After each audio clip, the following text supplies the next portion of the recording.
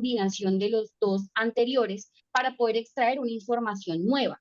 Entonces, aquí, por ejemplo, este tipo de plataformas ya podrían generar una calificación basada en historial de pagos, en hábitos de consumo, una segmentación de riesgo laboral en base a KPIs de productividad, de ausentismo, incluso también un perfil psicológico, por ejemplo, en base a unas interacciones en Facebook, al like o al dislike o a los comentarios, entonces nos pueden perfilar.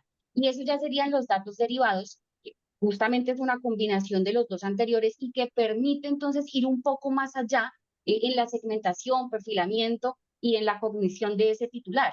Y finalmente los inferidos, que es donde ya tenemos una inteligencia artificial predictiva, pues es básicamente tomar los anteriores para inferir, predecir o concluir qué puede hacer, pensar o ser ese titular. Desde aquí vemos predicción de pagos en un tema bancario o crediticio, entonces ya vemos un riesgo de impago, por ejemplo, ya podemos predecir si esa persona va a poder o no, o una inferencia sobre orientación sexual, o una inferencia sobre voluntad de voto, un diagnóstico médico resultado de unos hábitos de vida. Entonces, fíjense cómo a partir de unos datos directos, a través del procesamiento de inteligencia artificial, pues vemos que esas finalidades pueden ser muchas más y que los datos obtenidos pueden ser muchos más a los que inicialmente informan este tipo de herramientas tecnológicas. Ahora, en temas de transparencia, digamos que también viene un poco relacionado este tema. Entender que hay unos algoritmos, tenemos un aprendizaje profundo cuyas relaciones se vuelven muy complejas a tal punto que ni siquiera los mismos desarrolladores pueden explicar muchas veces por qué la IA tomó una decisión y no tomó otra. Y hemos escuchado, creo que ya son 7 las demandas en contra de OpenAI por decisiones, una recientemente en temas de salud mental, una persona que eh, atenta contra su vida y dicen los padres un poco promovido por lo que le decía ChatGPT. Y cuando escuchábamos a Sam Altman y a los desarrolladores, ellos, digamos que su explicación fue, estos son aspectos que pueden pasar y hay un tema de black box, ¿no? Una caja oscura que ni siquiera los mismos desarrolladores podrían explicar por las relaciones algorítmicas tan complejas. Entonces, si esto es un tema inherente al desarrollo de inteligencia artificial, pues ya podríamos decir que la transparencia no se va a cumplir al 100% por este tipo de razones. Y para terminar, digamos que en términos de transparencia, hablando de esto, recordé un caso en Estados Unidos, llega al tribunal de Wisconsin una apelación de una persona que estaba peleando una medida de aseguramiento en un proceso penal. Es el caso State versus Loomis. Loomis había cometido unos delitos de porte ilegal de armas, evasión de un agente de tránsito o algo así, conducción de un vehículo ajeno.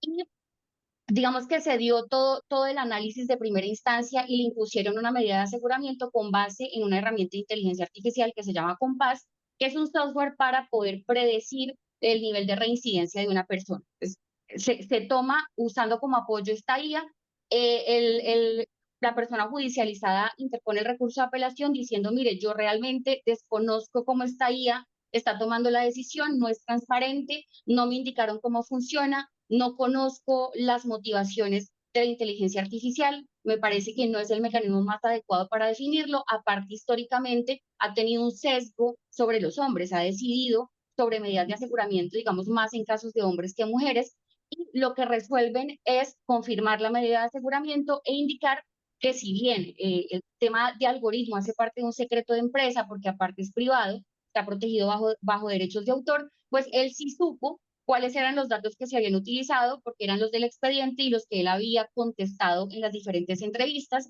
y que el tema de hombres y mujeres no era algo que impusiera directamente con paz, sino que era ya una tendencia histórica dentro de ese estado puntualmente, a tal punto que fue una decisión en la que se utilizó sistemas de inteligencia artificial. Entonces, ahí podríamos revisar qué tanto de principios como minimización del dato, entendiendo el volumen tan grande que se necesita para crear patrones o finalidad o transparencia, pues se pueden o no preservar con este tipo de contexto. Para mí es un riesgo, es un reto, perdón, en el que necesitamos empezar a generar estos espacios de debate y poder acompasar o equilibrar un poco los temas sin frenar la innovación, pero obviamente respetando todos estos temas de los que hablamos. Gracias, Natalia, súper, súper claro. Yo creo que has dejado claro el panorama. Sumado a eso, precisamente de las problemáticas que también tienen los datos es de dónde provienen, ¿no? Sus fuentes, que parte de la complejidad es si son fuentes abiertas al público, si son de portales gubernamentales, cómo hacemos para también legalizar esa información, ¿no? Entiendo que también en Europa parte de la discusión que se está generando ahora es, como tú muy bien lo anotabas ahora, Natalia, aquí en Colombia, pues la base principal es el consentimiento, pero también en otros países, o sea, no significa que, digamos, que en otros países también la es, solo que no es la única, y por eso también la discusión alrededor del interés legítimo, ¿no? Es cómo buscamos obtener el dato, utilizarlo sin autorización del titular, pero ponderando, respetando esos derechos fundamentales. Yo creo que súper clave eso que nos estás mencionando en este instante. Yo quisiera rápidamente, por favor, perdón, aquí yo colocar poner el desorden. Están viendo mi pantalla en este instante, ¿cierto? Para la siguiente pregunta que tengo para María José. ¿Sí? Ahí ven mi Sí, sí. pantalla, sí, súper. Sí, Yo quiero, Quizás se está sí, viendo. gracias María José, ayer nos compartió esta pregunta y me dijo, Heidi, porfa, pon en el chat y me gustó mucho porque, miren, básicamente en el chat que tenemos de Hablemos de Protección de Datos, dice, si pudiera usar la inteligencia artificial en tu trabajo como abogado con conocimientos en protección de datos personales, ¿en qué te gustaría que ayudara o en qué te gustaría que te ayudara más?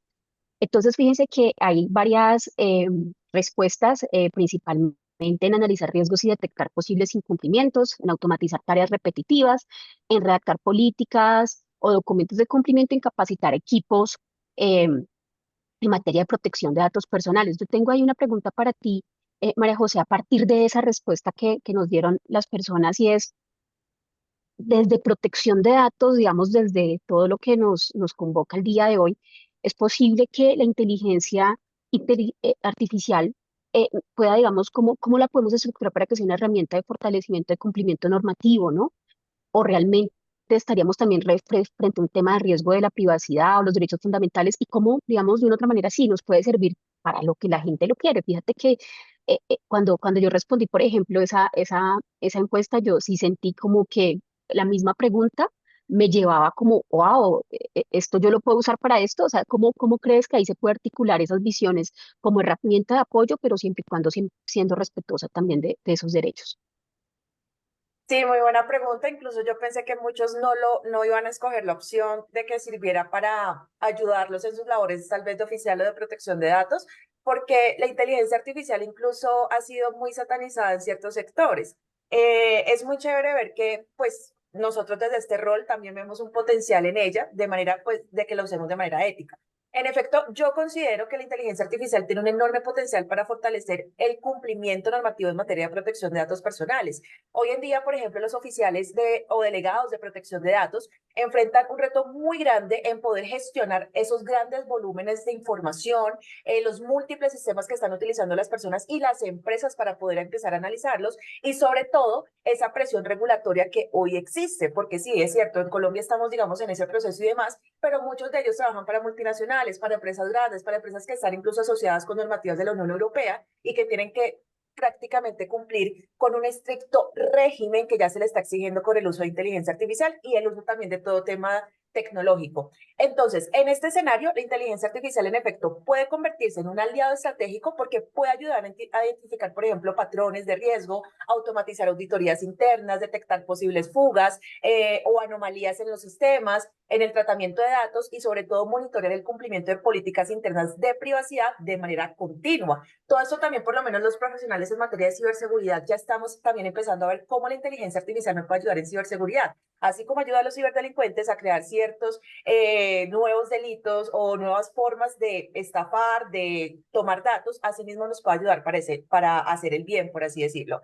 Por ejemplo, eh, para que podamos aterrizarlo a la realidad.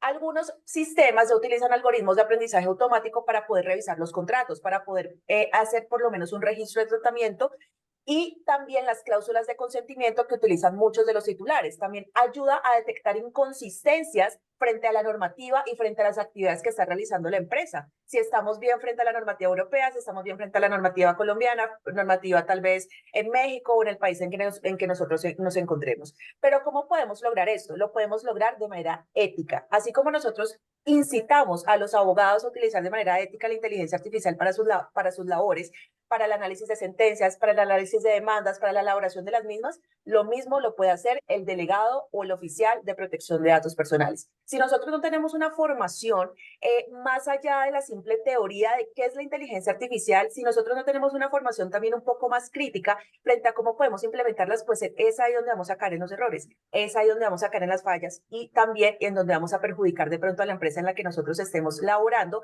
para que pueda cumplir con el régimen de tratamiento de datos personales. Yo sé que la inteligencia artificial o las herramientas de inteligencia artificial tienen muchos cuestionamientos, las empresas también, pero hay que darle un chance de que han estado mejorando poco a poco para poder cumplir con los regímenes normativos e incluso también para poder guiar a los usuarios a que tengan mejores prácticas.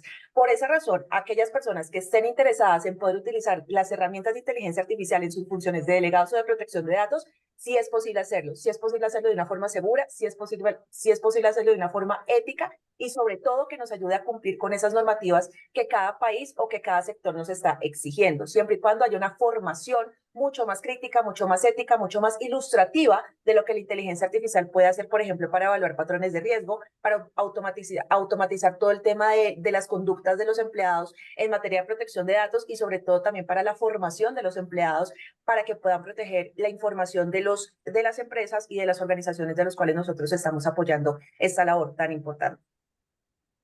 Heidi, Gracias, perdón, María José. Adelante, sí. perdón, ahí complemento a María José diciendo que justamente en estos días leía un informe de NVIDIA que lo tengo por acá abierto, es el State of AI in Financial Services de 2025 de NVIDIA, que dice que las empresas que hoy en día están enfrentando desafíos de ciberseguridad, en un 40% dice que están abordando o piensan abordar en corto plazo la detección de fraudes con inteligencia artificial. También leí hace poco un informe de gestión comercial de Asobancaria en la que dice que por lo menos el 75% de las entidades financieras ya utilizan sistemas de inteligencia artificial para prevenir o detectar fraudes electrónicos. Y eso, digamos, que apoyaría mucho temas tan álgidos como los que vemos hoy en día de suplantación de identidad, de cobro de deudas, digamos que va muy acorde a la sentencia de la Corte Constitucional, que es la C-413 del 2025, del 2 de octubre, donde se declara la constitucionalidad de un proyecto de ley que busca suspender los cobros y los reportes negativos en centrales de riesgo de una persona siempre y cuando pues haya advertido este tema de fraude electrónico derivado de un phishing, de un farming, entre otros. Entonces, considero que viene muy al lugar y es necesario y aparte lo vienen haciendo en diferentes sectores precisamente para prevenir este tipo de aspectos. Incluso creo que la superfinanciera hace unos meses estaba estrenando Subtech, que es una herramienta de inteligencia artificial para prevenir el riesgo LAF. Entonces vemos que ya hay varias empresas, varias entidades que tienen que estar en la postura de prevención de riesgos que están utilizando inteligencia artificial. Gracias, gracias Natalia, y creo que eso lo vamos a ver en el curso que ahorita vamos a hablar sobre ese tema, pero aquí recapitula algo muy importante, gracias María José también que estás mencionando, y es que parte también del ejercicio que viene o lo que generó la SIC el año pasado en la circular 002 del 2024, eso es digamos que es un punto de inflexión en materia de protección de datos e IA, porque tengan en cuenta que la SIC exige realizar evaluaciones de impacto en protección de datos personales, ¿no? Entonces, fíjense que aquí es precisamente el riesgo asociado a ese posible impacto que puede tener ese despliegue, ese producto, ese servicio que tenga IA y que además haya un tratamiento de datos personales. Y eso también es importante, ¿no? Porque ya, digamos, uno ve como algunas corporaciones o colombianas como han empezado a exigirle a sus proveedores informes de evaluación de impacto cuando sus integraciones o sus servicios tiene IA. Entonces, fíjense que esa parte creo ahí que es importante también para precisar y complementar. Mil gracias, Natalia. Yo quisiera esta pregunta para todos, quisiera que iniciara Nicolás, pero va para todos esta pregunta y es, por favor, para nosotros los del día a día que utilizamos ChatGPT, bueno, Copilot, a mí Copilot no me gusta, Gemini me fascina, ¿cómo podemos utilizar, digamos, estos tipos de chats, digamos, de cara al cumplimiento de la 1581 en general, temas de protección de datos? Yo sé que puede ser una pregunta obvia, pero a veces nosotros también tendemos somos humanos, utilizamos las herramientas y también nos podemos equivocar. Entonces me gustaría empezar con Nicolás, después Natalia y María José, ¿cómo ustedes ven eso? Adelante, Nicolás. Gracias, Heidi. Y yo creo que la pregunta es muy pertinente porque hay un deber que tenemos los abogados, también los oficiales de protección de datos, que es clave, que es la confidencialidad, ¿no? El patrimonio más importante de cualquier compañía en el siglo XXI son sus datos, su información, más que lo que tienen las cuentas bancarias. Y de ahí que sea pues importante, y esta es una pregunta que viene cada vez que uno piensa es, bueno, si utilizo este modelo, entonces, ¿qué tantos datos van a servir para entrenar el futuro? Y entonces me va a salir, y en algún momento hubo un caso de estos que salieron los datos de una empresa que consultó en ChatGPT y terminaron saliendo en una búsqueda adicional de la Internet. Entonces, yo creo que la pregunta es muy válida y es saber utilizarlos. Entonces, cuando yo estoy utilizando un modelo general, yo puedo poner en la configuración una restricción para que los datos no se puedan compartir con el modelo. Eso es una posibilidad. Pero hay una que es mucho más efectiva, que es tener modelos específicos o modelos que funcionen a partir, digamos, de RAG. Entonces, yo puedo crear mi propio modelo como empresa. Debe ser naturalmente una empresa grande que maneje unos datos enormes. Entonces piensen ustedes en un banco, por ejemplo. Entonces el Banco de Bogotá que necesita, que maneja muchísima información. Entonces puede crear su propio modelo para hacer un manejo de información, sea vía Machine Learning, Deep Learning y si necesita para temas de generativa, también puede generar su propio chatbot. Pero lo que es más común y lo que yo creo que va a aplicar a la gran mayoría de las empresas en los países es una modalidad, un caso de uso que se llama recuperación para generación aumentada. En inglés, Ok. sí, Retrieval Augmented Generation en inglés, el RAG. Porque creo que es una Ujú, manera muy útil, porque el RAG te permite a ti encapsular información. En vez de que tú interactúes con la Internet, entonces decía Heidi ujú, ahorita, no, es que me encanta Gemini, me encanta que estoy utilizando Grok, que es el de Elon Musk, que estoy utilizando Copilot, etcétera. Esos en general interactúan con toda la Internet y por eso son modelos generales o modelos masivos de lenguaje, porque es mucha información y eso también te lleva a imprecisiones y eventualmente a riesgos en pérdida o en compromiso de datos. Luego, trabajar en un RAG te permite tener control sobre las fuentes, la información que tú estás manejando, mantenerla confidencial, naturalmente porque tú primero recuperas información de tu base de datos y luego vuelve y ahí sí interactúa con un LLM, digamos Gemini o Llama o cualquiera, y ese es el que saca el texto. Entonces, claro, yo necesito muchísima información para que estos modelos nos saquen esos textos que parecen escritos pues por un profesional, incluso mejor que muchos abogados, que muchos profesionales, porque escriben muy claro, muy estructurado. Pero para la información específica que uno necesita, pues entonces uno hace un submodelo RAG, digamos, uno hace su desarrollo, su caso de uso de recuperación para la generación aumentada. Yo voy recuperando mi información y recibo datos sobre mi información sin comprometer los datos. Entonces, ahí, pues ya después de esto se vendrán sorpresas muy lindas en este sentido, porque la idea y ya lo que se empieza a ver en muchas organizaciones de varios sectores es empezar a tener una información interna muy depurada y con una palabra que les empiezo a dejar curada. Entre mejor curada y mejor trabajada sea la ujú. información, mejor lo que yo voy a poder recuperar y por supuesto manteniéndolo confidencial y seguro, que es lo que también buscamos en este tipo de procesos. Una pregunta, Nicolás, que me quedó ahí la duda, perdóname, porfa, para precisar ese rack, digamos, propiamente lo que yo te entiendo, pues de por sí no es una base de datos, pero es una manera de cifrado, o sea, es que cuando dices encapsulado y cifrado de información, Bueno, en ese es tránsito, un tema ¿cómo muy sería? importante. No, lo Ujú, que tú no necesariamente necesitas encriptarlo, que yo creo que es una muy ujú, buena pregunta, pero sí ujú, necesitas tener una base de conocimientos separada.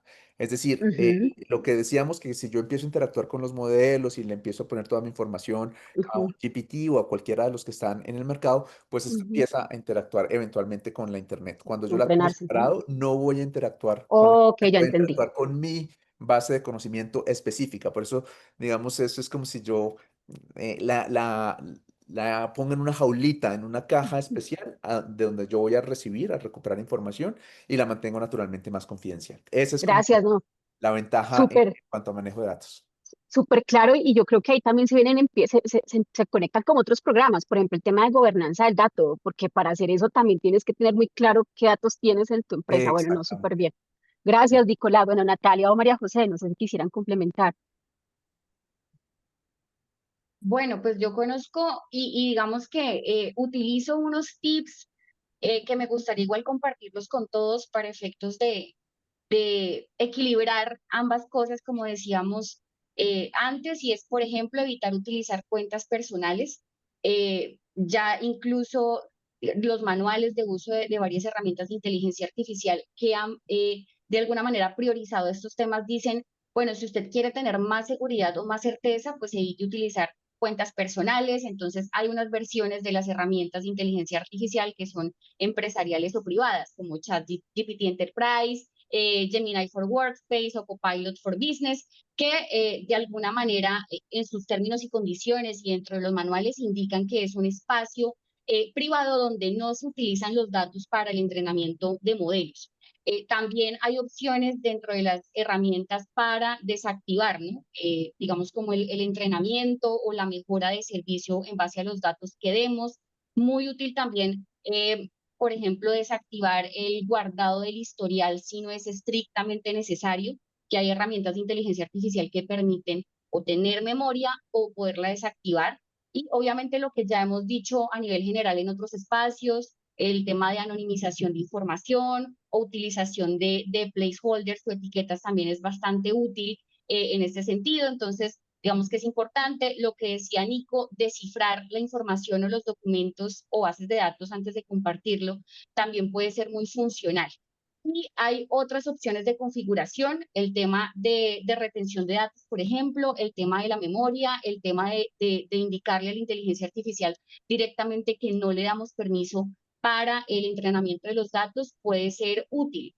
Algo que me llama la atención es que me gusta que las herramientas de inteligencia artificial chinas, por ejemplo, tienen, o a mi modo de ver, tienen unas políticas de privacidad incluso un poco más completas o por lo menos que resuelven un poco más dudas que muchas de las herramientas de Estados Unidos. Sabemos que en China la ley de protección de datos entró en vigencia en el 2021 y tomaron como referencia mucho de lo que está pasando en Europa. Entonces, lo que es DeepSeek o modelos de chinos, me parece que, digamos, tienen unos buenos términos, unas políticas, digamos, un poco más completas en contraposición a los de Estados Unidos, donde dejan claras algunos más aspectos. Entonces, es importante pues poder revisar, poder entender. Ellos hablan mucho de las finalidades también, en lo que he podido revisar. Es como darle una lectura a ese tipo de documentos también me ha servido mucho para entender realmente qué es lo que va a pasar con la información que cargo en las herramientas.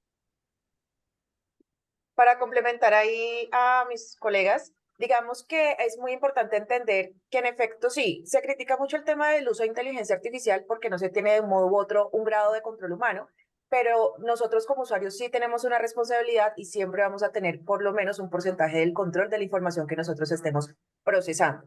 Es muy importante que si nosotros en nuestra organización vamos a implementar temas de inteligencia artificial para poder cumplir con la ley 1581-2012, identificar los roles, quiénes van a ser los responsables, quién es el encargado, quién es el titular de los datos. Si yo lo voy a poner en mi política de tratamiento de datos personales, el uso de inteligencia artificial, tengo que ser muy claro y muy transparente con el titular. Además de eso, crear un manual claro y específico en las organizaciones frente a cómo va a ser el uso de inteligencia artificial para el entrenamiento, procesamiento o análisis de cualquier tipo de información corporativo, de información personal o de información netamente de marketing. El tema de la finalidad. La finalidad tiende a ser un reto para el uso de herramientas de inteligencia artificial emparejado, digamos, con el cumplimiento de la ley 1581-2012, porque las herramientas de inteligencia artificial son exploratorias. Es decir, ellas van a tomar el dato en sí, no se van a limitar únicamente a que se va a hacer para, no sé, procesar la información personal para temas de comportamiento de usuario, sino que lo van a correlacionar con otro tipo de patrones y con otro tipo de comportamientos. Sin embargo, nosotros, con lo que decía Nicolás, podemos empezar a hacer herramientas netamente especializadas para este tipo de tratamientos y poder darles una finalidad mucho más clara para que no se vaya, digamos, a extralimitar o a vulnerar los derechos de los titulares. Aplicar el tema de la minimización y proporcionalidad es muy importante. No se justifica que por el hecho de que yo necesite más datos para hacer más eficiente una herramienta de inteligencia artificial, tenga que recolectar datos indiscriminadamente sin ningún tipo de justificación. Una cosa es lo que hace en sí la IA para su entrenamiento, otra cosa es lo que yo como usuario le voy a poner a la IA para que pueda, digamos, hacer lo que yo necesito dentro de mi empresa o dentro de mi organización. Entonces, es muy importante que en la práctica utilicemos esas técnicas de anonimización, pseudonimización, muestreo y eliminar esos datos una vez cumplan la funcionalidad o el propósito por lo cual nosotros recolectamos. Garantizar siempre la transparencia y la trazabilidad algorítmica, eso nunca se va, digamos, a eliminar, esa responsabilidad nunca se va a eliminar con el uso de las herramientas de inteligencia artificial. ¿Por qué este algoritmo toma estas decisiones? ¿Por qué este algoritmo, digamos, se entrena con este tipo de datos y no con otros para que ustedes puedan tener este crédito, para que ustedes puedan tener este tipo de publicidad? Y por último, súper importante, el tema de la seguridad de la información, el tema también de las evaluaciones de impacto de privacidad es fundamental. Hay muchas personas que utilizan las inteligencias artificiales por moda, no se toman el trabajo, por lo menos no es digamos, evidente o es un poco justificable que listo, una persona del común no lea una política de tratamiento de datos porque nunca lo va a hacer. Pero cuando ya estamos en un rol que exige una responsabilidad frente a la empresa, que exige una ética también, digamos, de la profesión, necesitamos por lo menos tomarnos el trabajo de leer esas políticas de tratamiento de datos personales, de leer incluso si esas empresas de las cuales nosotros vamos a contratar o vamos a pagar esa mensualidad para temas de uso de herramientas de inteligencia artificial, han tenido ataques de ciberseguridad, han tenido algún tipo de filtración de información, porque eso ha pasado, por ejemplo, muchísimo con OpenAI. También lo que decía Natalia, empezar a mirar mucho más allá el tema de las configuraciones de privacidad, que muchos no saben que tal vez con una cuenta corporativa no va a procesar mis datos y tal vez con mi cuenta personal sí. Y muchos desconocemos también la opción que tiene OpenAI para poder eliminar la opción de que la empresa, o mejor dicho, la herramienta de inteligencia artificial, tome mi información para entrenar otros modelos y para entrenar, digamos, otras investigaciones que ellos tienen en curso en materia de inteligencia artificial. Entonces, es informarnos más allá, no ir tanto a la moda de que se está utilizando eso, entonces yo lo voy a utilizar, y sobre todo también tener otras opciones de otras herramientas de IA que tal vez no son tan famosas porque se ha cancelado mucho las herramientas de inteligencia artificial chinas, por decir que están procesando datos ilegalmente, que están, digamos, con políticas poco claras, cuando no es así, cuando es al contrario, y tal vez las de Estados Unidos sí tienen un poco más de cuestionamiento frente a este tipo de temas. María José, gracias por anotar y Natalia también, porque a veces uno sí tiende a tener muchos sesgos con estas herramientas, pero yo quiero recapitular ahí como dos cositas para ir ya como a las preguntas del público y poder ya un poco concentrarnos en el curso. Y básicamente es lo siguiente, el tema de anonimización y pseudonimización, bueno, eso es un tema de una medida bastante importante, aunque yo les cuento, hemos hecho ahí como algunas pruebas y es tan complicado porque como tienen inferencias, al final del día hemos hecho casos o ejemplos con sentencias anonimizadas de la corte, por ejemplo, y rápidamente te salen resultados pues como de quién es realmente eso. Entonces, bueno, pero más allá de eso también creo que pues por el tiempo no hemos abordado y no nos da tampoco, pero esto sí lo vamos a hacer en el curso, pero aquí estamos mezclando de todo, ¿no? Pero claramente hay una discusión con estos chats que son comerciales y otros que tal vez en ambientes controlados, use la IA en ambientes controlados, creo que los riesgos son como un poquito diferentes y a partir de eso, pues quiero hacer rápidamente. Aquí Juan Serrano dice es importante utilizar herramientas de la IA que tengan privacidad y políticas de cero conocimiento por defecto, ¿no? Eso es súper clave. Yo creo que ahorita, María José, creo que alcanzaste a mencionar algo sobre gobernanza de edad, no sé, gobernanza de IA, creo que es parte como el ejercicio también al interior. Silvia pregunta, ¿ustedes recomiendan la aplicación de la norma ISO 42001 del 2023 para la IA o ya está quedándose obsoleta? Y también pregunta, ¿se le debe informar a los clientes que sus datos serán tratados por medio de una IA? Está muy bueno. No sé si ahí alguno de ustedes nos puede apoyar con la respuesta. Pues, así bien. Gracias a Dios por Hola, ustedes. ¿me escuchan ahí? Que Sí, me Sí, ahí te había escuchamos, quedado Ana. Sí. muteado el micrófono. Bueno, pues digamos que el propósito de esta norma es crear un marco organizacional verificable para que las empresas y las entidades que utilizan este tipo de sistemas de inteligencia artificial pues lo gestionen de manera responsable, hagan una gestión de riesgos, creo que hay un micrófono abierto. Dale, tranqui, ya lo cerramos. Listo. Hagan una gestión de riesgos, de seguridad, de ética, de transparencia de los sistemas de inteligencia artificial. Y a mi modo de ver, como es la primera norma que de alguna manera promueve a través de un lenguaje claro, un lenguaje común, un lenguaje auditable, para gobernanza de IA en una organización me parece muy pertinente, muy al lugar. Aparte de todo, pues indica cómo gestionar las políticas de inteligencia artificial, cómo hacer evaluaciones de riesgos, por ejemplo, y de oportunidades, el ciclo de vida de los sistemas de inteligencia artificial, específicamente el diseño, el desarrollo, entre otros aspectos. Entonces, me parece que es una norma, además de que va muy en consonancia también con la ISO 27001 y la ISO 27701. Y para mí es una norma, digamos, reciente del 2023, entonces me parece que ha sido un buen ejercicio para poder regular este tipo de sistemas y que se pueda minimizar todo el riesgo posible, ¿no? Que es una norma internacional que permite tener un poco más de confiabilidad, porque ahora recordemos que la única norma en Europa es perdón, la única norma que hay está en Europa, la Ley de Protección de Datos, y entiendo que en Latinoamérica es en Perú. Colombia ha tenido varios esfuerzos, ustedes saben, en poder regular inteligencia artificial y varios proyectos de ley que incluso hay varios en curso, pero no se ha logrado, más allá de penalizar la explantación por inteligencia artificial, ir mucho más allá. Entonces considero que es una norma que a nosotros nos sirve por lo menos para seguir haciendo estos desarrollos de una manera más segura y con más responsabilidad. Gracias, Natalia. En cuanto si se le debe informar a los clientes si sus datos serán tratados por medio de una IA, ¿quieren ahí agregar algo o ahí les puedo Sí. ayudar?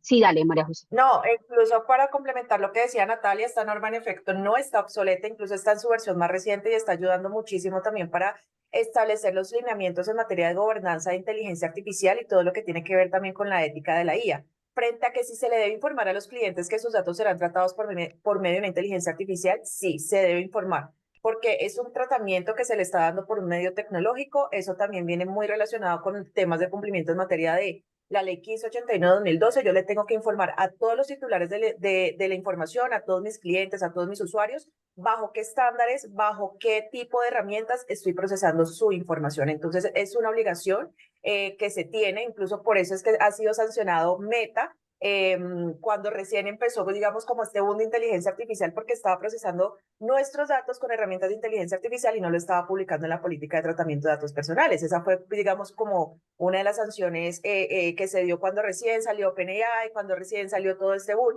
Y ahí la obligatoriedad que siempre ha existido, o sea, esto no es algo de que porque la IA nació, es una obligatoriedad nueva, no, es algo que siempre ha estado y sobre todo y ante toda innovación tenemos que informar bajo qué estándares estamos procesando los datos personales. Gracias, María José. Yo quisiera entonces ya para ir cerrando, hay una pregunta para Nicolás. Con esa pregunta cerramos. Sin embargo, aquí pregunta Silvia si hay algún modelo. Sí, ahí te comparto dos. Hay uno de la Agencia Española de Protección de Datos que se llama Gestiona y ahí te ayuda a hacer como la metodología de evaluación de impacto en protección de datos. Y otra es un software de la CENIL, bueno, no sé cómo se pronuncia, es francesa, de la Autoridad de Protección de Datos francesa, que ese lo puedes descargar y ahí también te sirve para poder hacer evaluaciones de impacto en protección de datos personales. Y para complementar el tema, solo para que sepan que en este instante hay una obligación desde las fintech, hay una obligación legal que quedó en la circular 001 de este año de la SIC, donde se le exige a las empresas fintech que cuando se tomen decisiones automatizadas y que tengan efectos jurídicos sobre los titulares, pues se le tiene que informar cómo fue cómo se llegó a esa decisión. ¿Listo?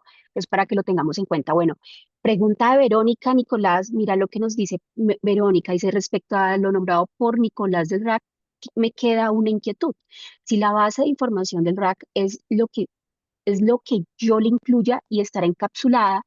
También nombró que el RAC podría interactuar con algún LLM para redacción y luego entregaba un resultado final. En ese sentido, cuando se tiene el enlace entre el LLM y el RAC, la información pierde esa confidencialidad y seguridad y también ya entraría a usar información de Internet y no solo la base de conocimiento que le había dado. Gracias.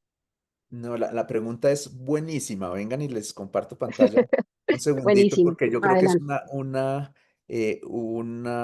sí, creo que aquí la tengo acá. eh, porque es una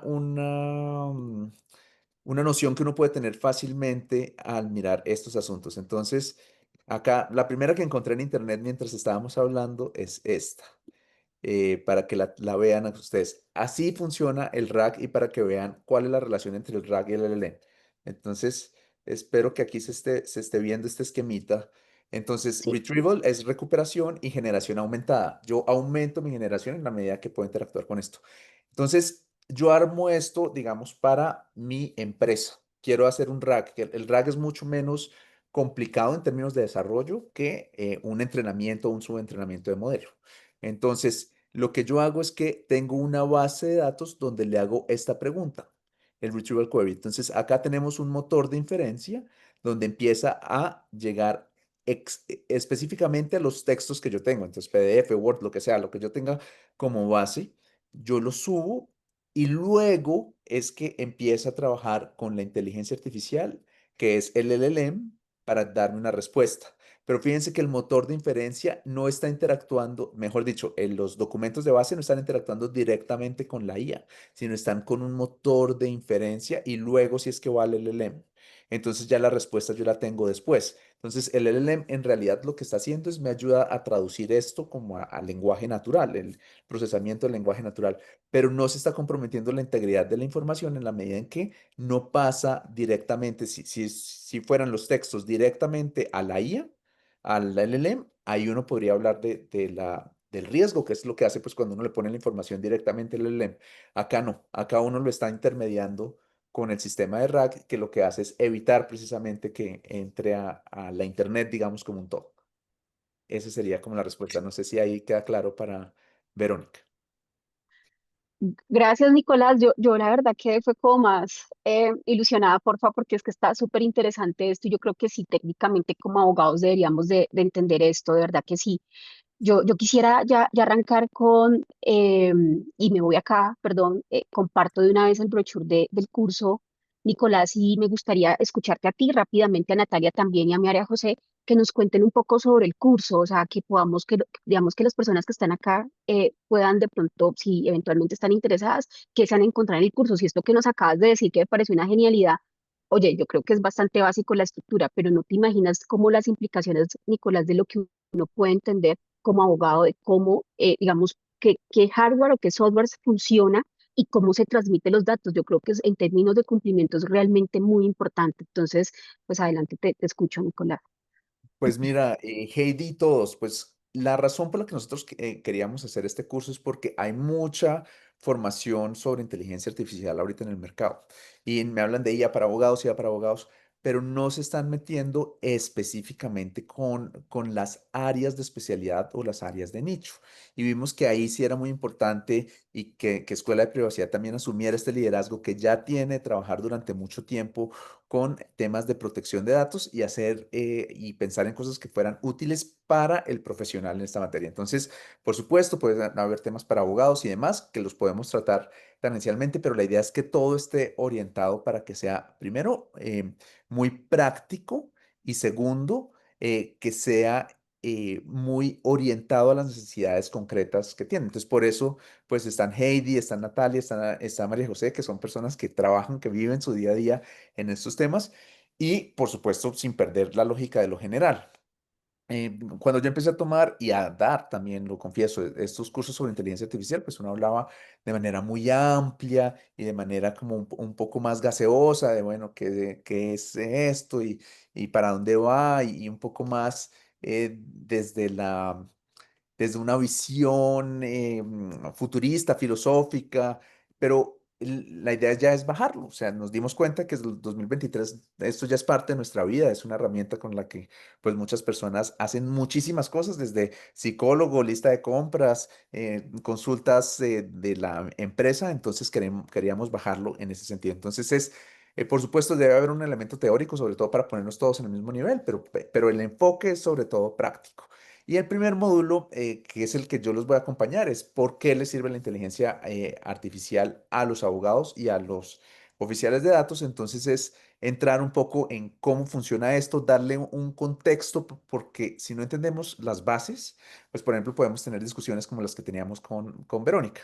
Si uno no entiende qué es un sistema, qué es un modelo, porque esto es un tipo específico de software y cómo funciona, por ejemplo, un modelo masivo de lenguaje. Luego no podemos saber, oye, ¿y por qué la política de datos va de esta forma? Entonces hay que dar unas bases y Muy a bien. esto le vamos a dedicar 4 de las 22 horas del curso. En el segundo es ingeniería de prompting. Ahí nos va a acompañar Jacobo Gómez, que es el jefe de desarrollo de inteligencia artificial en Redec.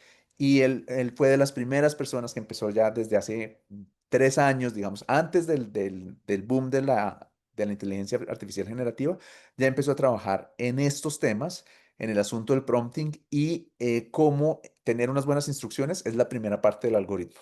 Si yo tengo una buena instrucción, mi algoritmo me va a salir mucho mejor.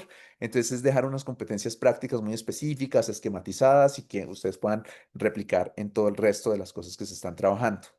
Eh, el módulo 3 ahí creo que ya entras tú, Nata, Ese sí, es el sí, sí. mío, sí, sí, sí, de acuerdo.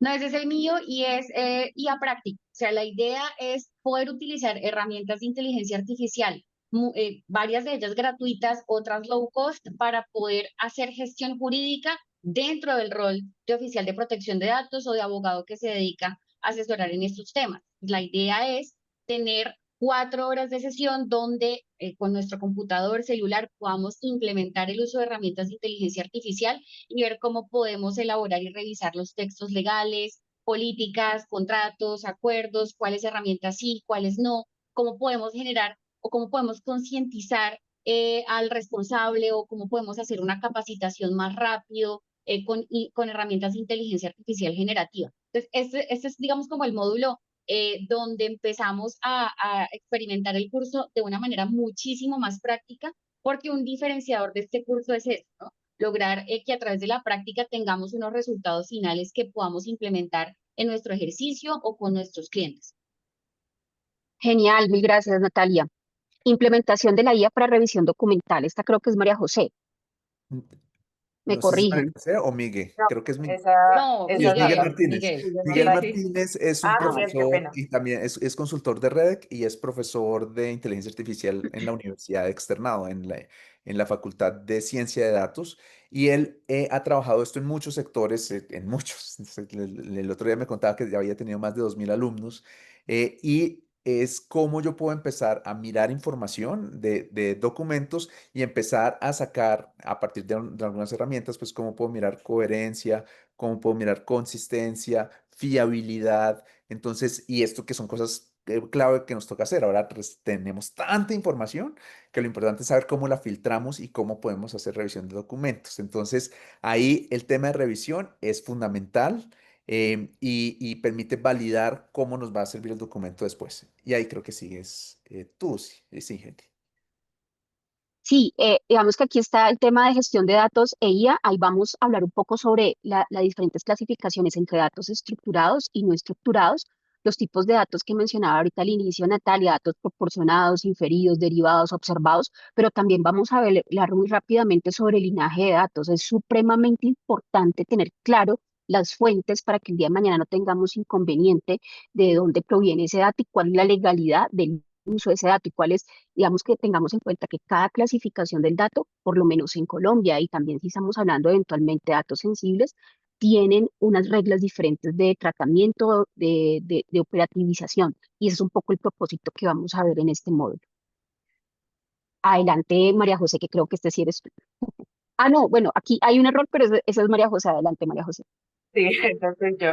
Bueno, en aspectos legales de la inteligencia artificial, aquí vamos a ver que la inteligencia artificial sí tiene una regulación que esté dispersa, que esté en algunos países, digamos, a pasos lentos, es diferente, pero de que sí hay regulación la hay, por lo cual es muy importante que cuando empecemos a utilizar este tipo de herramientas en nuestros roles, también sepamos cuáles van a ser esos límites legales, éticos y sobre todo jurisdiccionales que vamos a tener con el uso de estas herramientas. Y por último, también los voy a estar acompañando en gobernanza y ética de la inteligencia artificial, cómo poder implementar todo el tema de ética en IA, cómo poder implementar todo el tema de gobernanza aplicables a los temas de inteligencia artificial para garantizar los principios de la Ley 1581-2012, para garantizar sobre todo el respeto a los derechos de los usuarios y también a los derechos fundamentales, que es súper importante y este de verdad que es un tema muy, muy interesante. Entonces, De verdad, los invito a que se inscriban a este curso. Este curso va a estar muy bueno, va a tener muy buenos docentes y ya es algo especializado, lo que decía Nicolás. Uno ve muchos cursos de inteligencia artificial, pero muy generales, y no es lo mismo la IA para el tema publicitario a la IA para un abogado. No es lo mismo usar ChatGPT para un tema de redes sociales a usar ChatGPT para un tema de demandas o para un tema, digamos, de análisis de ley 1581-2012. Entonces, este es el primer curso que yo, María José, que mantenemos también a veces con Natalia tomando tantos cursos, vemos en materia de protección de datos e inteligencia artificial. Nadie más ni siquiera ha sacado un curso tan especializado como este que nos permita ver un panorama mucho más amplio de cómo podemos, acoger todas estas herramientas a nuestra profesión y a los roles que estamos cumpliendo en las empresas. Gracias, María José. Y yo quiero recapitular algo que decía Nicolás al inicio. O sea, yo sí los invito porque, a ver, aquí yo lo que siento es que la mayoría de los docentes tienen conocimiento y aplican, digamos, tanto en sus actividades como en su propia oferta de servicios, la IA. Entonces sí es muy importante porque, digamos, no están, va a ser por ahí teorizando, sino como que, mire, esto funciona así. Entonces yo también lo voy a tomar, yo también voy a ser estudiante y también voy a estar ahí por un ratico como docente. Finalmente, el valor es de 740.000 pesos masiva. Digamos que este es un curso de 22 horas, va a quedar grabado, y digamos que recuerden que acá hay muchos que ya han sido estudiantes de escuela, queda grabado un mes más, ¿vale? Una vez finalizado, tienen un mes adicional para recapitular y ver las grabaciones, y pues ese es como un poco el ejercicio y que lo puedan aprovechar.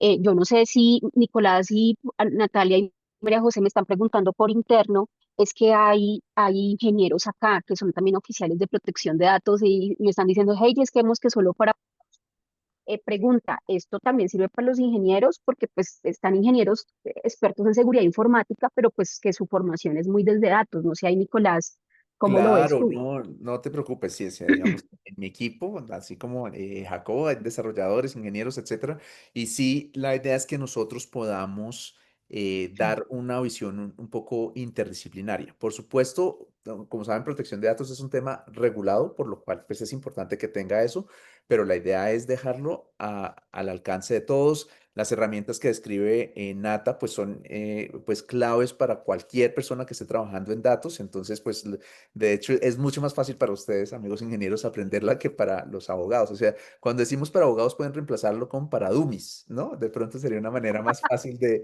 que se quiera entender, pero Ay, que es muy práctico, muy fácil, porque los abogados somos muy cerrados en general. O sea, es yo lo cierto. viví y me encanta lo que dijo Heidi, que lo quiere tomar, bienvenida. Es profe y estudiante, lo cual me emociona mucho, pero a ver, ¿yo qué les puedo decir? Que probablemente que cuando yo les vaya a explicar a ustedes temas como de qué es un LLM o esto del RAG, pues probablemente ustedes, amigos ingenieros, pues sepan más que yo y yo lo recibo, pero sí es importante que nos nivelemos. Pero en otras cosas ya muy específicas, lo que va a dar María José de gobernanza, es clave que ustedes lo entiendan, si ustedes son oficiales de datos. Entonces sí es importante tener ese balance. Y yo creo Bueno, que es útil para cualquiera. Hemos recibido, digamos, hemos hecho cursos para otras especialidades y ha habido no abogados, por supuesto, que también lo han tomado. genial, Nicolás, listo, ¿no? Pues entonces vamos cerrando. Silvia, sí, vamos a subir el video a nuestro canal de YouTube, entonces vamos a mandarles un boletín con el recordatorio para que puedan volverlo a consultar y vamos a mandar un recordatorio nuevamente de las personas que asistieron hoy sobre la información por si están interesados también. La verdad que los invitamos y bueno, agradecerles, por favor, no se pierdan, Inicia estamos el en el grupo de 19 de Hablemos noviembre. de Privacidad. Creo que no lo El, dijimos. el 18 de Ese- noviembre, gracias 18. Ah, el Natalia. 18. 18, Sí. 18 de noviembre. Listo, los esperamos. Bueno, mil Sea, gracias el a próximo todos. martes, o sea, ya, listo, Martes ya, Sí, por ya, favor. métanse todos. Bueno, un abrazo a todos. Gracias por Bueno, conectarse. Que estén gracias, muy hasta bien. luego. Gracias. Chao, Vale, chao. chao, chao. Hasta A luego. ustedes, que estén bien. Chao, chao.